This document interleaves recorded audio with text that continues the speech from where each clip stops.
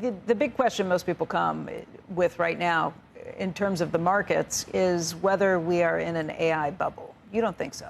I don't really think so. I mean, AI, I think, is the real deal. I use it all the time. I used to use Google Search. Now I use Claude and Gemini. And it's a very, very powerful research assistant. But I'm kind of a novice at it. One of my colleagues at the office has become a real good prompter.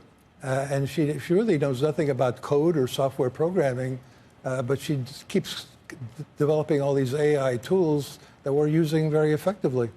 And maybe more importantly, you don't only think that the AI bubble is not going to burst. You have a really aggressive price target for here from the S&P 500, right. A gain of another 10.2% to 8250 by the end of the year. You think that's doable? Well, last time I was here, I said maybe I haven't been bullish enough because I keep looking at what the analysts are saying about earnings. Right now, analysts are projecting that earnings next year for the S&P 500 will be $400 a share.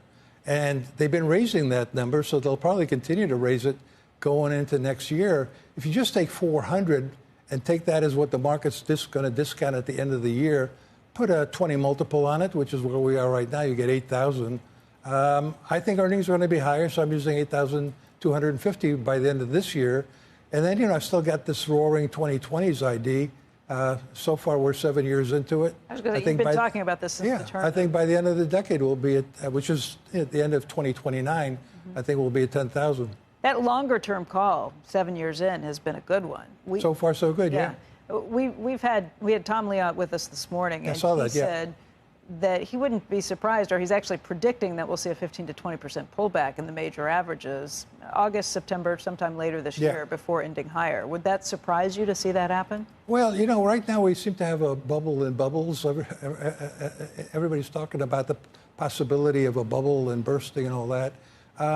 I think, we've got what I call FEMO, fabulous earnings momentum, as opposed to FOMO. This market's got earnings power behind it, not just valuation and hype. So I wouldn't mind seeing a pullback because I would view it as a great buying opportunity.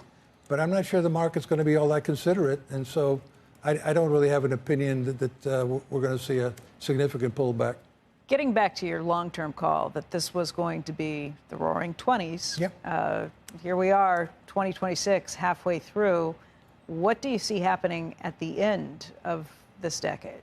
Well, if the roaring 2020s works, I'm already talking about the possibility of a roaring 2030s. I wouldn't want an analogy with the 1930s. I mean, clearly 2020s, 1920s rhymes, and there's a lot of similarities with productivity, standard of living. Both decades started out with a lot of pessimism and turned out to be remarkably good. So far, so good for this decade. So I think that, the future is here. I mean, all these technologies that we see out there, we are not seeing everywhere yet. We haven't seen a situation where you can just call a car and it shows up without a driver. And that, you think the revolutionary impact of that, all these cars sitting in driveways and parking lots, what a waste of capital, really. And so there's going to be much more efficiency there. And, after the AI revolution, we're going to have the quantum computer revolution. You weren't really impressed with June that much in terms of the averages kind of stalling out, and you expect July to be better as valuations are more reasonable and sentiment is not crazy bullish. Does that sum things up? Yeah. July we're going to get Q2 earnings. Right. And in the first quarter, earnings came in way better than expected. And so the market's PE is actually lower now than it was in January by 1 point, one full turn. And I think second quarter earnings are going to surprise to the upside again. So the market's going to get cheaper again. And that means there's room for PE to expand. So I think July is going to be a stronger month for stocks. 8,000 is doable this year. Yes. On the S&P. Yeah. And because 8,000 would be roughly 20 times 2027 earnings of 400. I think that's a low estimate. I think the PE multiple could be 22 or better. So that would be, even 84, 800 kind of would be the upside into year end. But I do think between now and year end, there should be, something that might feel like a bear market too. Not in July, but maybe, between August and October. Why not in July? Well, I think for the things Joe cited, that, June wasn't a great month. And I think there are a lot of fund managers trailing the benchmark this year. Only 23% of fund managers are beating the large cap growth index. That's the lowest number in almost 5 years. So I think there's going to be a lot of dip buying this month. What do you mean it feels like a bear market? Does it go down 20%? It might. And what average? Are we talking about the NASDAQ or the S&P? I think both. This year, the February to April decline felt like a bear market, and that was only 7%. But I think, in later this year, we have a few things that will test the market. One is the market is going to test the new Fed because he is a new framework and a new way to look at inflation. And we know that there's going to be a gradual unlock of the SpaceX shares, and that's a headwind. And I do think, there is going to be a cumulative shortage of petroleum products, so that's a headwind. And I think margin debt's kind of high. So I think 4 things that could unravel in a way that might feel like a bear market.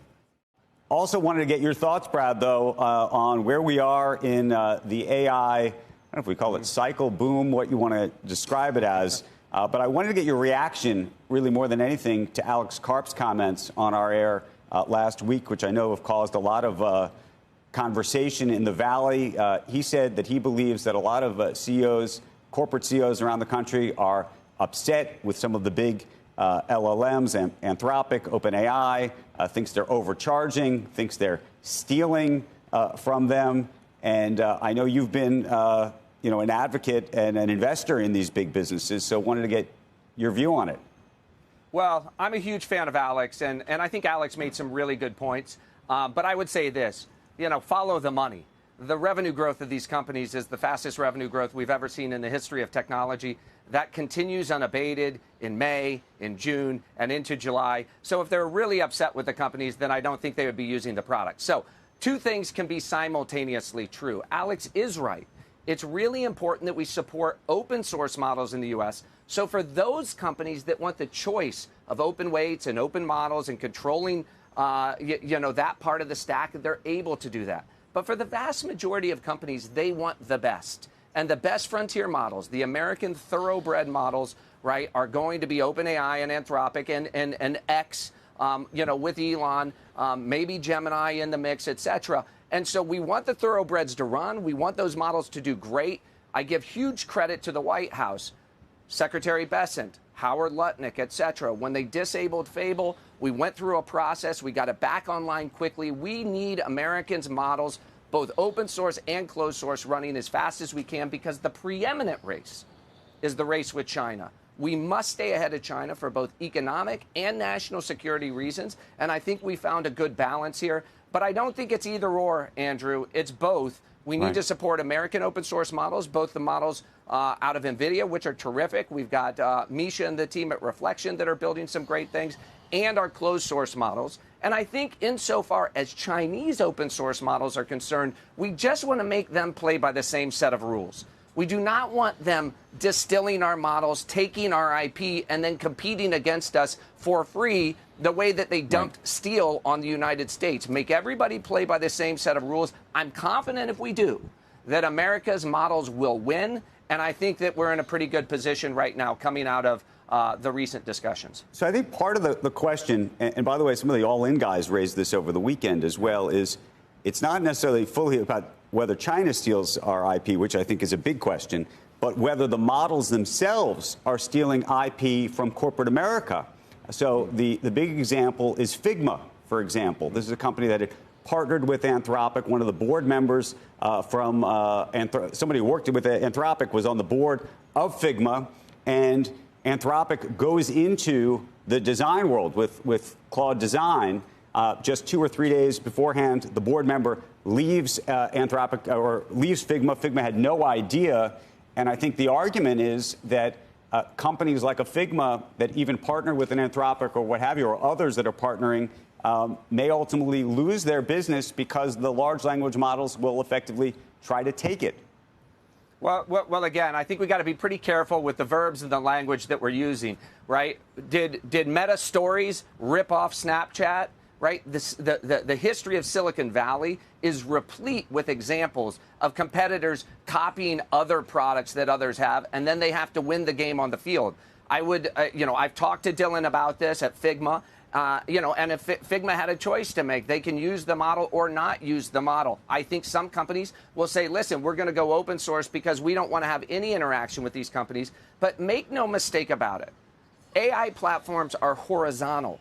They're not going to be confined to a narrow little area of applications. They're going to build their own applications. Remember, when Apple built iOS, they also built a mail app and a calendaring app and a browser app called Safari to compete with Google. They built a lot of apps of their own, and I'm certain that OpenAI and Anthropic are going to build some apps of their own. Some of those will be competitive. Some of those will be novel. I don't think that's stealing. I think the history of Silicon Valley is a history of competition like that. I would never want companies that we're invested in, to be, milking somebody for all their information, getting, their product IP, and then going out and deploying that. I don't think that's what happened here, but I understand the concern. Talk about the Mag 7, which increasingly was called the Lag 7. You've got a note out this morning talking about maybe the money going back into the hyperscalers. Just walk us through how you're thinking about what's happened in tech and that divergence between the big spending companies and the beneficiaries of all that spending, and the divergence that's what really widened in the last few months. Yeah, I mean, there's a symbiotic relationship between the spenders and the beneficiaries, and typically they trade sort of in lockstep. And a couple things we've been writing about for the last several months. Number one, CapEx to sales, that particular factor has been straight up since the Big Beautiful Bill was passed, right? That basically the government's incenting businesses to spend money today rather than later. And so that CapEx to sales factor has been driving a lot of stocks higher. That looks like it's peaking now. And by the way, the hyperscaler stocks started to trade poorly about a month and a half ago and into this idea. But that's not sustainable. You can't have the spender stocks trading poorly and the beneficiary stocks continuing to go straight up. And now what we saw last week, Meta announced that perhaps they're going to sell some excess capacity, maybe turn into a provider of capacity. That is just a reason for these things to take a break. Also, peak rate of change on revision breadth, right? The memory stocks, the revisions have been spectacular, but they can only go so high. So all of that's kind of happening at the same time. And I expect the hyperscalers now to stabilize. That's what's going on in the last couple of weeks. And the semiconductor stocks are going to correct. That's a good development. That doesn't mean the CapEx cycle is over, but that ebbing and flowing between the two is a natural kind of governing factor, because you can't have this divergence continue. It's unstable. Your words, take a break. That's interesting. Some people have called it a narrative shift for the overall trade, and maybe a shift in spending too. Why is it one and not the other? Well, we don't know for sure, but we've had 3 of these already, John. So since ChatGPT was announced in November of 22, we've had 3 of these sort of mini cycles within the broader structural CapEx cycle, which is that the market starts to question, the return on capital isn't good enough to support this kind of CapEx. What happens then? The stocks trade poorly, and then the CEOs of those companies come out and say, well, maybe we won't spend as aggressively, and then it ebbs the other way. And so that's the story. That's the dance back and forth. Now, there is going to be a period, there is going to be a time, we don't know when it's going to happen yet, where the CapEx cycle will exhaust itself, and we will have, we've talked about this, that there is going to be malinvestment here. We don't think that spending cycle is over, because they just started raising the capital in the credit market. So they're going to spend the capital, okay? But we can have these mini cycles in the structural bull market of CapEx. I think, as you know, though, forget the spending that's not yet happened. It's the intentions that matter, and a deceleration in CapEx intentions from here. How do you think this market's going to internalize the prospect of that in the coming months? Well, it's doing it right now. So we talk about it as a peak rate of change, or trough rate of change, second derivative growth, and that's exactly what's going on. There's 2 things we're focused on. Earnings revision breadth for the semiconductor stocks themselves are like 75%. That's about as high as it goes, and we've documented that. So that's going to roll over. That doesn't mean it goes negative, but the deceleration on that can cause those stocks to correct. And then, of course, the hyperscalers will benefit if the market perceives these companies as being somewhat CapEx disciplined, that they're not going to do willy-nilly spending in a way where free cash flow goes to 0 or negative. And by the way, free cash flow expectations for some of those companies are going towards 0. That's why they've underperformed. So it's this dance, like I said, back and forth. And now in the last week and a half, some of the hyperscaler stocks have started to trade better. That's a good sign that we're going to have this little correction. This could last, 4, 6, 8 weeks, something like that. And then we'll probably have the next upcycle for the semi. These newer names that were in bear markets. I'm talking about Meta and Microsoft. Meta had a better week last week. Chips, you keep using this word correct. When I hear that, I'm just thinking, what do you mean by that? How much is the downside? How big is the downside for some of these chip names? Well, these are high beta stocks. I mean, they can correct 30, 40% in a bull market. No, by the way, just look at the 200-day moving average. That's probably a really good gauge. These stocks are so extended relative to those moving averages. That's how you got to think about it. Those moving averages exist for a reason, right? They always return to the moving averages. Does it happen in a violent way, or does it happen kind of gradually over time? We'll have to wait and see. But yeah, 30% correction in these stocks is, well within possibility. In fact, some of them already have corrected 30%. You can have a 30% correction in chips. Just bear with me here. And you can still see the index move up and to the right on the S&P 500, even with the massive weighting they have. But we didn't say S&P. that. That's what I'm asking. No, but that's part of our call too, is that we think this rotation is happening in a down tape. Okay. Unlike the correction we saw in the precious metal stocks in January, because they're such a small part of the index. Energy stocks had a big correction after having a great run in January and February. Now the market traded off a little bit because of the war itself. But so I agree with what you're saying, or your premise or your question, which is, since these stocks are such a big part of the index, it's going to be really hard for the index to make any upward progress until this rotation has sort of happened. This is a summer story for you? Oh yeah, we're not bearish on the year end. We're still 8,000 plus for year end, and we've had that call for quite a while based on the earnings story. So that earnings story is very much intact. In fact, the fact that we're rotating now to some of these other areas almost confirms the thesis we've had all year, which is this is not just a tech story. That's a great story, but the broadening story is the story that I think people have really underestimated.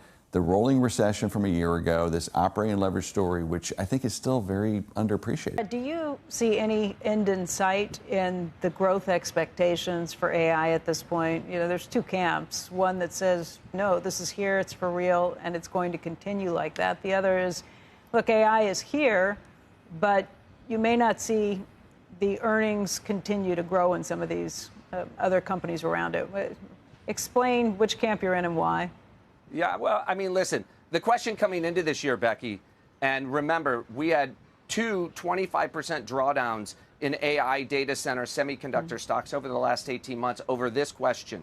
Would the AI revenue justify the investment in CapEx, the extraordinary $1.2 trillion annual investment in CapEx that we're seeing? People came into this year very nervous. In fact, on my podcast, my partner and I, Bill Gurley, were on opposite sides of this debate. I thought that the revenues would show up, but we didn't know. In January of this year, we saw Anthropic's revenues with Opus 4.8 beginning to take off, and then they went totally parabolic. That lit the fuse on the market, with the stocks up 80% this year on the back of that revenue growth out of Anthropic. It's the single most important thing in the market. If you told me 3 months from now, all of a sudden Anthropic's revenue or OpenAI's revenue stopped growing, that would be a real problem, not just for them, for the entire AI trade in the market. I don't see that.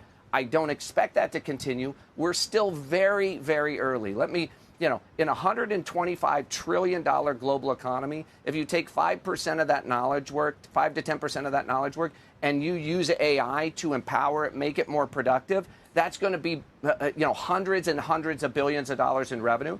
If you look at the trajectory that Anthropic is on, I think it could be as high as $100 billion of revenue by the end of the year. There's lots of talk, obviously, about IPOs for both of these companies. And so I think there's extraordinary growth ahead. I think it's terrific for America, by the way. This is the single most important contributor to the GDP growth of the United States of America this year. It's contributing over 100 basis points of our GDP growth. Very important for us to see this continue. But listen, trust but verify. You got to see those revenues rolling in. They got to continue to build great products. I think there are a couple more models already being trained and in queue. Let's call these the post-Mythos models that will be trained starting in September on Vera Rubin. And so we're going to 10x the amount of compute that we use to train these models. We're going to dramatically improve the chips we use to train these models. We're going to stay ahead of China. And when we do that, we're going to have more and more products that are incredibly useful to both consumers like us, but also to enterprises.